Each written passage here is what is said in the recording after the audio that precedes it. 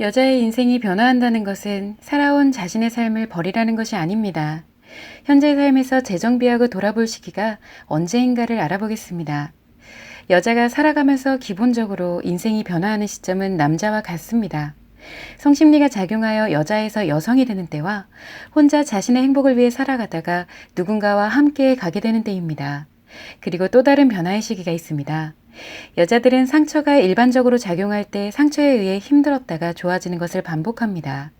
남자의 성기능이 좋았다가 문제가 생겼다가 하는 것과 같습니다.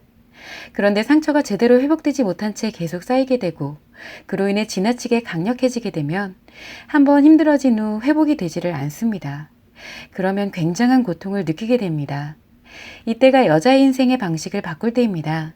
지금까지 살아온 방식으로 계속 살아가면 상처에 의해 스스로가 자신을 감당할 수 없게 됩니다. 이처럼 살아오면서 상처가 강화되어 이런 시기가 오거나 어느 한순간 발생하는 외상 트라우마에 의해 갑작스레 이런 시기가 오기도 합니다. 둘 중 어느 것이 되었든 상처가 임계점을 넘어가면 이후로 들어오는 모든 정보는 상처가 되기 때문에 상처가 기하급수적으로 커지게 됩니다. 그래서 여자에게 우울증이 발생했다는 것은 강력한 트라우마가 나타나기 전초전으로 볼 수 있습니다.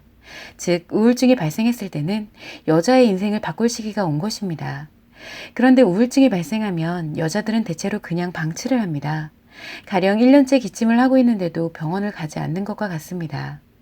우울증을 앓고 있을 때는 괜찮지만 이때 치료하고 예방을 하지 않으면 쾌락의 트라우마가 발생합니다. 만약 쾌락의 트라우마가 발생하면 모든 상처가 즐겁게 느껴지기 때문에 아무도 자신을 치료하려고 하지 않습니다. 그렇기 때문에 당사자가 너무 오랜 시간 우울증을 앓고 있다면 남편이나 자녀, 부모님 등 가까운 가족 등이 도와줄 수 있어야 합니다. 외상 트라우마 역시 마찬가지입니다. 이처럼 여자는 태어나서 상처의 과정을 겪고 성인이 됩니다.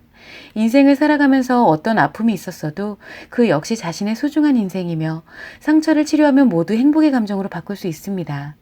인생은 차선이 없기 때문에 여러분에게 있었던 모든 선택의 어려움은 그때 당시 모두 최선이었습니다. 이렇게 열심히 살아온 소중한 인생을 한 번에 무너뜨리는 것이 상처를 쾌락으로 바꾸는 일입니다.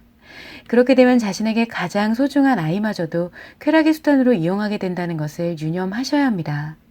따라서 여자가 인생을 바꿔야 할 시기는 상처로 인해 강력한 트라우마가 발생할 때입니다. 이 트라우마는 자신만 가지고 있는 것이기 때문에 타인과는 관계가 없으며 자신이 표현하지 않는 이상 타인은 알 수가 없습니다. 그렇기 때문에 혹시라도 이 영상을 우울증 여성이 본다면 현재의 상태를 방치하지 말길 바랍니다. 또한 외상 트라우마를 겪고 계신 여성 역시 자신의 인생을 변화시킬 기회가 온 것이라고 생각해야 합니다. 이 시기가 지나면 자신의 인생을 돌이킬 수가 없다는 점을 꼭 유념하시면 좋을 것 같습니다.